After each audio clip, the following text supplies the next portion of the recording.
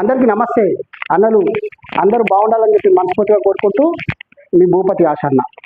ముఖ్యంగా ఏంటంటే ఈ రాజకీయ నాయకులు అత్యంత ప్రమాదకరంగా మారారు. ఎక్కడైనా మంచి పని చేసేటోళ్ళని ఏదైనా మంచి పని చేద్దామని సహకరించనని చెప్పి ఏదైనా చెప్తే పూర్తిగా విరుద్ధంగా అవతల దొంగలకి సర్దిగడుతూ అవినీతికి పాల్పడుతూ వాళ్ళు ఇచ్చిన ముడుపులు కమిషన్లు తీసుకొని ఏమి పట్టించుకోని విధంగా రాజకీయ నాయకులు ఉన్నారు.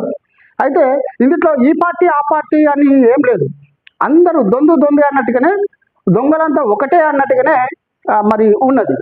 అదే దీంట్లో వీళ్ళది ఒకవైపు వీళ్ళది ఇట్లుంటే మరొక వైపు అధికారులు, ముఖ్యంగా అధికారుల నిర్లక్ష్యం అనేది ఈ భద్రాద్రి కొత్తగూడెంలో కొట్టొచ్చినట్టుగా కనబడుతుంది. నేను ఒకటి చెప్తానా,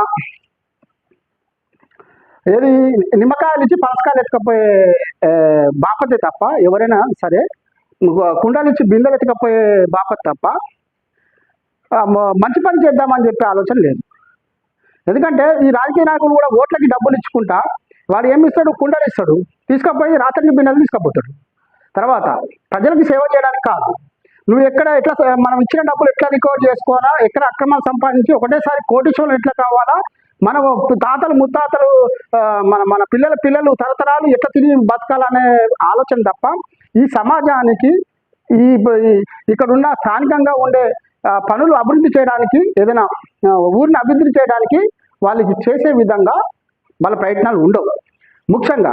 అయితే సింగరేణి భూమి, కోట్ల రూపాయల విలువైన భూమిని, ఇది సింగరేణి భూమి అని చెప్పి రెవెన్యూ శాఖ వాళ్ళు నాకు ఇచ్చిళ్ళు ఆటే పెడితే 137/1 సింగరేణి కోటర్స్, సింగరేణి డెవలపింగ్ కోసం అని చెప్పేసి జాగా అని చెప్పేసి రాసింది. దాదాపుగా 39 ఎకరాల దాకా అక్కడ ఉన్నది. ఏది ఈ రామాంజనేయ కాలనీ గ్రామ పంచాయతీ పరిధిలో, వెంకటేశ్వర కాలనీ రామాంజనేయ కాలనీ పరిధిలో ఉన్నది. అయితే ఇంకోటి ఏంటంటే, అయ్యా ఇట్లా జరుగుతుంది, సింగరేణి సంస్థకు సంబంధించిన భూమి మీరు కాపాడండి అని చెప్పేసి మొన్న వచ్చిన కిషన్ రెడ్డి గారు, కేంద్ర మంత్రి బొగ్గు గనుల శాఖ మంత్రి కిషన్ రెడ్డి గారికి మనం వినతి పత్రం ఇవ్వడం జరిగింది. ఆయన ఆశ్చర్యపోవడం జరిగింది. ఇది బాధ్యతగా రాసి ఉంది అక్కడ.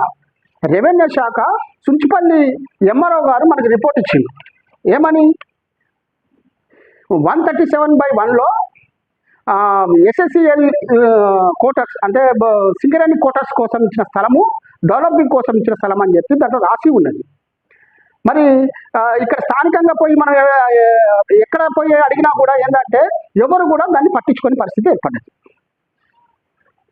ఇప్పుడు కిషన్ రెడ్డి గారికి ఇచ్చిన ఏమని, అయ్యా ఇక్కడ చెరువు ఒకటి ఉన్నది, ఆ చెరువును మాయం చేసిళ్ళు, ఇక్కడ చూస్తూ అధికారులు ఉంటారు నిర్లక్ష్యంగా, రాజకీయ నాయకులు ఉంటారు. మా కాంగ్రెస్ పార్టీలో అయితే వాళ్ళ పక్షపాతమే వచ్చింది, వాళ్ళైతే ఒక్కసారి మాట్లాడింది లేదు. ఇంకో విషయం, సిపిఐ వాళ్ళు కొద్దిగా అట్టనట్టుగా వాళ్ళు ఉంటారు. ఎందుకు ఉంటారో మాకు తెలియదు. అయితే వీళ్ళు ఎవరెవరికి ముడుపులు ఇచ్చింది, ఎవరెవరు కమిషన్ ఎవరెవరికి పోయింది అనేది వాళ్ళు చెప్పుకుంటారు, మనం చెప్పట్లేదు. వాళ్ళే మేము ఇంత వాళ్ళకి మేనేజ్ చేసినాం, వీళ్ళకి మేనేజ్ చేసినాం, వీళ్ళకి మేనేజ్ చేసినాం అంటే, మీరు ఎవరినైనా మేనేజ్ చేసుకొని ఊర్లో కొల్లగొట్టుకొని పోతా ఉంటే ఎవరు అడగడానుకుంటారు ఈ దుర్మార్గులు, ఈ కబ్జాకోర్లు. నేను ఒకటే చెప్తాను, కిషన్ రెడ్డి గారి మీద మాకు నమ్మకం ఉంది.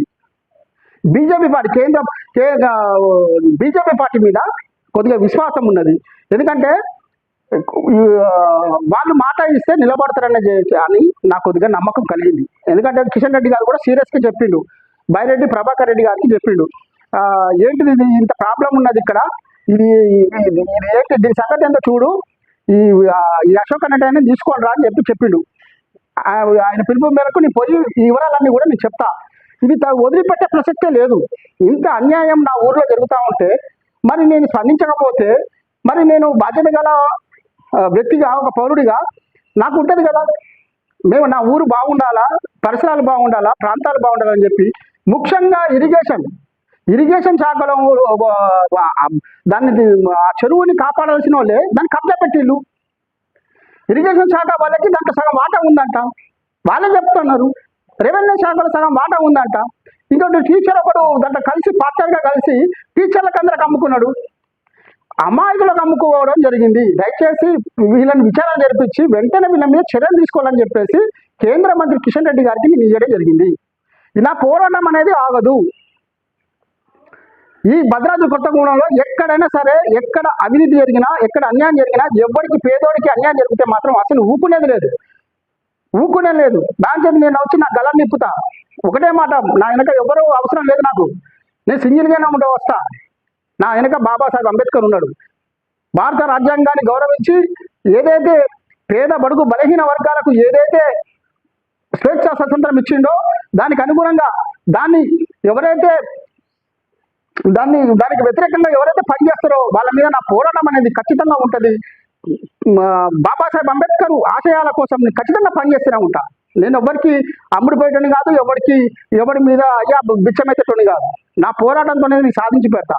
ఇంకో ముఖ్యమైన విషయం ఏంటంటే, ఇరిగేషన్ శాఖ, రెవెన్యూ శాఖ ఇంత అవినీతి పరంగా ఉంటే కూడా, కళ్ళ ముందు ఇంత దుర్మార్గాలు జరుగుతుంటే కూడా వాళ్ళు ఎంఆర్ఓ ఆఫీస్లో ఇంత పాత ఎంఆర్ఓ అంటే ఎవడు వాడి ఇష్టం వచ్చినట్టు కళ్ళు మూసుకున్నట్టు ఉన్నాడు. వాడు మాట్లాడకుండా ప్రజల సొమ్ముతో జీతాలు తీసుకుంటా ప్రజలకు చెందాల్సిన భూముల్ని తాకట్టు పెట్టి దాంట్లో పార్ట్నర్షిప్ తీసుకొని ఒక్కొక్కడు ఇరిగేషన్ శాఖలో కూడా ప్లాట్లు కొనుక్కున్నారంటే చెరువు అది వాళ్ళ చెరువు కాదని చెప్పి వాళ్ళే ఇచ్చిళ్ళు. మరి వాళ్ళకి ప్రైవేట్ కుంటా అంటే వాళ్ళకుంటా రాసినవాడు. చెప్తానా బిడ్డ, మిమ్మల్ని ఊకునేది లేదు. మీరు చేసే మోసం దగా కుట్ర మొత్తం బయటకు తీసి రాబోయే రోజుల్లో మిమ్మల్ని ఎండగట్టి ఈ ఊరిని తరిమి కొట్టేదాకా కూడా ఈ భూపతి ఆశన్ అనేటోడు పోరాటం చేస్తూనే ఉంటాడు. ఎవరికి గులాంగిరి చేసే పరిస్థితి లేదు. ఎందుకంటే నేను ఒకటి చెప్తానా, మనకి చెనక్కాయ ఇచ్చి వాడు మిక్చర్ పొట్లం పట్టకపోయేటోళ్ళు ఇక్కడ తయారైపోయింది బాగా. మనకేది నిమ్మకాయలు ఇచ్చి పనసకాయలు ఎత్తుకపోయేటోళ్ళు ఉన్నారు, కుండలు ఇచ్చి బిందెలు ఎత్తుకపోయేటోళ్ళు ఉన్నారు. దయచేసి ఇది గమనించుకొని ప్రజలు కూడా ఈ రాబోయే రోజుల్లో కూడా మంచి అభ్యర్థులను ఎన్నుకోండి.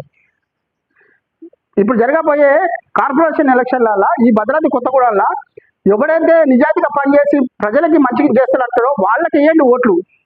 నేను చేతులు జోడి చెప్తున్నా. దుర్మార్గులకు, అవినీతి పనులకి ఫోటోలు పెట్టుకొని బ్యానర్లు కట్టుకొని రోడ్ల మీద షోలు చేసుకుంటూ ఎవరి గురించి పట్టించుకోని వాళ్ళని ఆ బ్యానర్లే వీళ్ళకి ఓట్లు ఎత్తే అని చెప్పి ఈ చిల్లరేషాలు వేసేటోళ్ళు ఉంటారు. బ్యానర్లు కట్టుకుంటారు. ప్రజలతో సంబంధాలు ఉండవు వాళ్ళకి, ఎవరితో మంచిగా మాట్లాడింది ఉండదు, ప్రజలతో సంబంధాలు ఉండవు, మంచి మాటలు ఉండవు, కష్టం వస్తే వచ్చేటోళ్ళు కాదు. ఇలాంటి వాళ్ళకి మీరు ఓట్లు వేయకండి. మనల్ని మనమే బాగు చేసుకోవాలి. వాళ్ళు అనుకుంటారు కదా, మేము ఇక్కడ అంతా ఎక్కడెక్కడ కబ్జా చేసేసినాం, ఏమో మీకు హాయిగా రాజా లెక్క బతుకొచ్చు అనుకుంటాను. పొట్టోని పొడుగోడు కొట్టే పొడుగోని పోచమ్మ తల్లి కొడుతుందట. మీకు ముందు రాబోయే రోజుల్లో మీ పాపం పండి మీ బండారం అంతా బయటకు వచ్చి మిమ్మల్ని ఊర్లోకి వెళ్ళి తరిమి కొట్టేదాకా కూడా ఆ పోచమ్మ తల్లి ఊకోదు, నేను ఊకోను. అందరికీ జై హింద్. మీ భూపతి యాచన్న. ఈ వీడియో నచ్చినట్టయితే 10 మందికి షేర్ చేయండి. నాకేం లేదన్న, నాకు ఏదో దేనికోసమో చేయట్లేదు. నాకేదో యూట్యూబ్ తరపున నాకేమో వస్తాయి, మా మీడియా తరపున ఏమో వస్తాయి అని నేను చేయట్లేదు. ప్రజలకి మంచి చేయాలని చేసి చెప్తాను. 10 మందికి షేర్ చేయండి. మీరు అంతే ఏం చేయదు, 10 మందికి షేర్ చేయండి. మీకు అదే నాకు చేసిన మంచి పని, గొప్ప పని అది. అందరికీ ధన్యవాదాలు. జై భీమ్.